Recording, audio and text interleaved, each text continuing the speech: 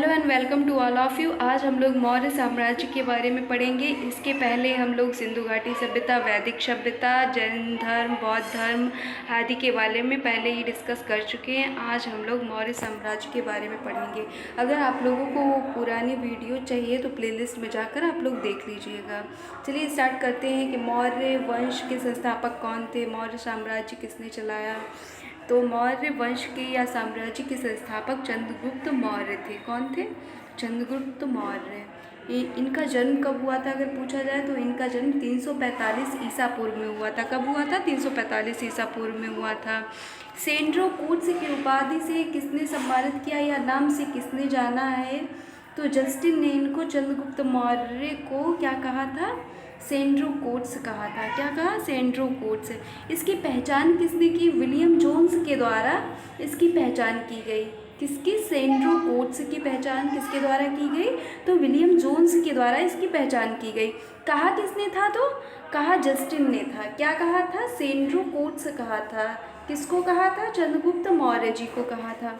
विशाख दत्त कृत मुद्रा राक्षस में चंद्रगुप्त मौर्य के लिए किस शब्द का प्रयोग किया गया है? तो किस शब्द का प्रयोग किया गया? वृषल। वृषल का मतलब क्या होता है आप लोगों को पता है? वृषल का मतलब होता है निम्न कुल में जन्म लेने वाला व्यक्ति। क्या होता है? निम्न कुल में जन्म लेने वाला व्यक्ति, ना कि उच्च कुलीन वर्ग। निम्न कुल में जन्म लिया जिसने। ये कहाँ से मिला है? तो विशाख दत्त द्वारा जो रचित है मुद्रा राक्षस, वहाँ से ये हमने लिया है।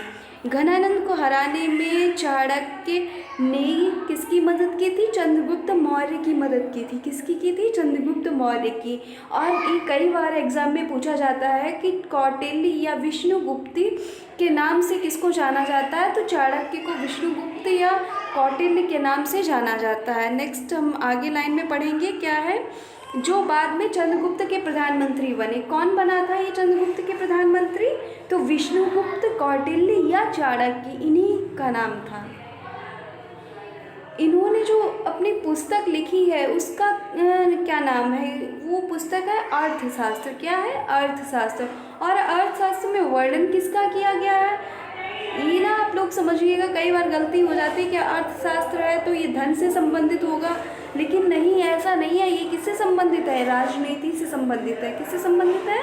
राजनीति से संबंधित है ये। चंद्रगुप्त मगध की गद्दी पर कब बैठे थे? तो 300 ईसा पूर्व में बैठे थे ये। अगर पूछा जाए मगध की गद्दी पे चंद्रगुप्त मौर्य जी कब बैठे? 322 ईसा पूर्व में।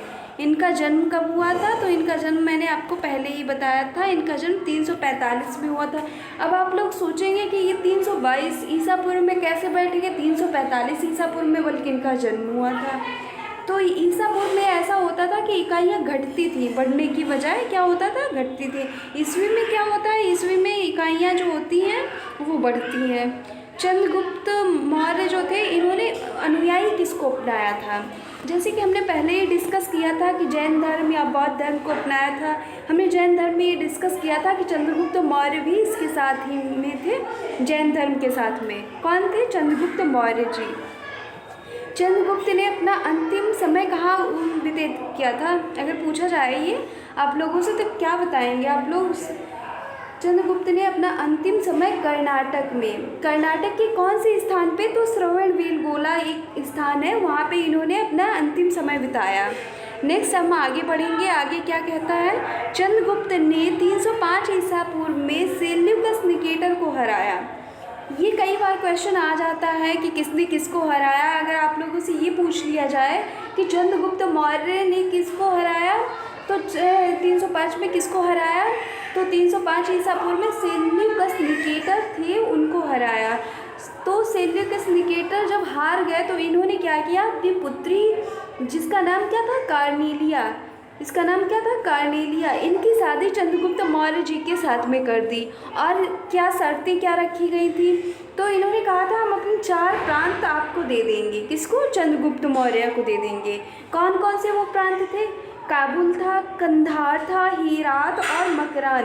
ये 4 प्रांत थे जो सेल्यूकस निकेटर ने शर्त के आधार पर, संधि जो की थी उसके शर्त के आधार पर इनको दे दिए थे। अपनी पुत्री का विवाह भी कर दिया था मौर्य जी के साथ में, चंद्रगुप्त मौर्य जी के साथ में। इनका नाम क्या था जिनके साथ इनकी शादी हुई? तो कार्नेलिया इनका नाम था। क्या नाम था? कार्नेलिया। नेक्स्ट लाइन में पढ़ेंगे, चंद्रगुप्त मौर्य ने जैनी गुरु, कौन सी गुरु? जैन धर्म के भद्रबाहु जी, इनसे क्या शिक्षा ली थी? इनसे दीक्षा ली थी किस धर्म की? जैन धर्म की। भद्रबाहु जी से इन्होंने जैन धर्म की दीक्षा ली।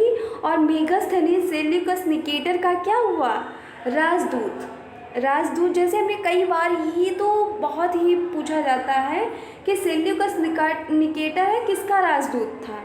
तो आप लोग क्या आंसर देंगे यहाँ पे? मेगास्थनीज का था। किसका था? मेगास्थनीज। या आप लोगों से पूछ लिया जाए कि मेगास्थनीज का राजदूत कौन था, तो वहाँ पे अगर ऑप्शन में दिया हो सेल्यूकस निकेटर, तो यही सही होगा। नेक्स्ट, जो चंद्रगुप्त के दरबार में रहता था, और ये भी बहुत बार पूछा जाता है कि सेल्यूकस निकेटर किसके दरबार में रहता था? चंद्रगुप्त मौर्य जी के। ऐसा क्यों है?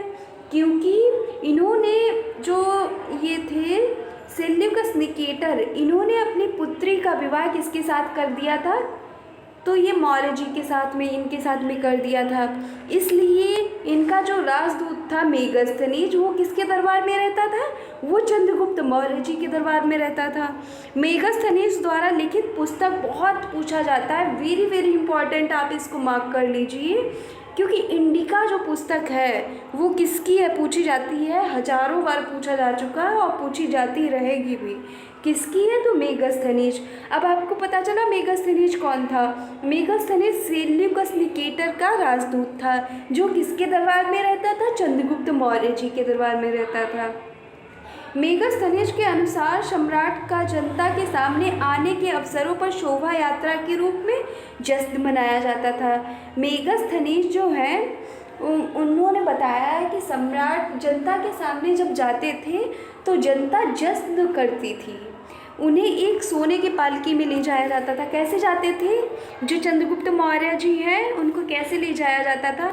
एक सोने की पालकी होती थी, उसमें उनके अंगरक्षक होते थे। अंगरक्षक सोने और चांदी से जो भूषण अलंकृत करके अपने हाथियों को सजाते थे खूब। उस पे और कुछ अंगरक्षक जो पेड़ों को लेकर चलते थे, उनके साथ में हरे हरे पेड़ भी लेकर चलते थे। कितना अच्छा लगता होगा, है ना?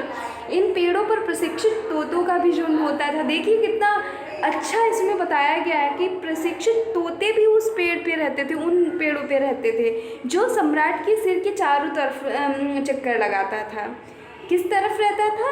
उनके जो सम्राट हैं चंद्रगुप्त मौर्य जी हैं, उनके सिर के चारों ओर ये चक्कर लगाते रहते थे। राजा सामान्यतः हथियारबंद महिलाओं से घिरे होते थे। ये कैसे पूछा? ये ज़्यादा पूछा नहीं जाएगा फिलहाल आपसे, लेकिन आप लोग ध्यान रखिए कैसे घिरे रहते थे। तो हथियारबंद महिलाओं से घिरे होते थे। उनके खाना खाने से भी पहले क्या होता था? उनके नौकर उस खाने को चखते थे, कहीं इसमें जहर तो नहीं दे दिया किसी ने। ये वे 2-3 रात तक लगातार एक कमरे में नहीं सोते थे। क्यों नहीं सोते थे? क्योंकि ऐसा उनको डर था कहीं कोई उनको मार ना दे। तो पाटलिपुत्र के बारे में और क्या है? पाटलिपुत्र एक प्राचीर, एक विशाल प्राचीर से घिरा हुआ है। प्राचीर मीन्स क्या होता है? दीवार।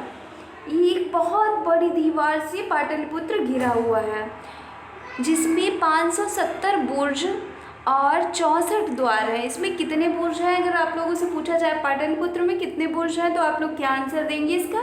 पाटलिपुत्र में 570 बुर्ज और 64 द्वार हैं। कितने हैं? 64 द्वार हैं। 2 और 3 मंजिल वाले घर किससे बने हैं? लकड़ी और कच्ची ईंटों से बने हैं। 2-3 मंजिल के जो घर हैं उस टाइम कैसे, आज का टाइम तो था नहीं कि पत्थर और ईंटों से बना हो, पक्की ईंटों से। उस टाइम क्या था? कच्ची ईंटें थी और लकड़ी थी। इनसे 2-3 मंजिल के घर बना लिए जाते थे। राजा का महल भी कैसे था? राजा का महल भी काठ का बना होता था। काठ भी एक प्रकार की लकड़ी होती है, मजबूत लकड़ी होती है, उसी का इनका घर बना हुआ था, जो महल था, जिसे पत्थर की नक्काशी से अलंकृत किया गया था। इसमें क्या था? जो काठ का घर बना हुआ था वो अलंकृत था, पत्थर की नक्काशी की गई थी। इसमें कैसी नक्काशी थी? पत्थरों से। यहाँ जो इनके महल के चारों ओर क्या था, उद्यान थे, बगीचे बहुत सारे थे, और चिड़िया अपना बसेरा वहाँ पे करती थी। कहाँ करती थी? तो बगीचों में। बहुत अच्छा ये दृश्य लग रहा होगा वहाँ का। चंद्रगुप्त मौर्य और सेल्यूकस के बीच में युद्ध का वर्णन कहाँ से प्राप्त होता है? इंपॉर्टेंट है, पूछा जाएगा आप लोगों से कि अगर पूछा जाए आपसे एपियानस क्या है तो आप लोग क्या बताएंगे? एपियानस में क्या है? चंद्रगुप्त मौर्य और सेल्यूकस निकेटर के बीच जो युद्ध हुआ वो किस में है? तो एपियानस में है। प्लूटार्क के अनुसार चंद्रगुप्त ने सेल्यूकस को 500 हाथी उपहार में दिए थे। ये किसने बताया कि 500 हाथी इन्होंने उपहार में दिए थे? क्योंकि इनकी बेटी का विवाह चंद्रगुप्त मौर्य जी के साथ में हो गया था, तो इन्होंने क्या दिया? प्लूटार्क के अनुसार 500 हाथी दिए। किसको? चंद्रगुप्त मौर्य जी को। चंद्रगुप्त मौर्य की मृत्यु कब हो जाती है? तो 298 ईसा पूर्व में मृत्यु हो जाती है इनकी। कहाँ होती है? श्रवणबेलगोला में, उपवास के द्वारा हो जाती है। ये उपवास रख रहे थे, उसी टाइम इनकी मृत्यु हो जाती। कहाँ हुई थी? श्रवणबेलगोला में इनकी मृत्यु हो गई थी। ठीक है, चलिए अगला वीडियो हम इसी का सेकंड पार्ट लाएंगे, अगले उसमें पढ़ेंगे। Thank you for watching my video. Thanks.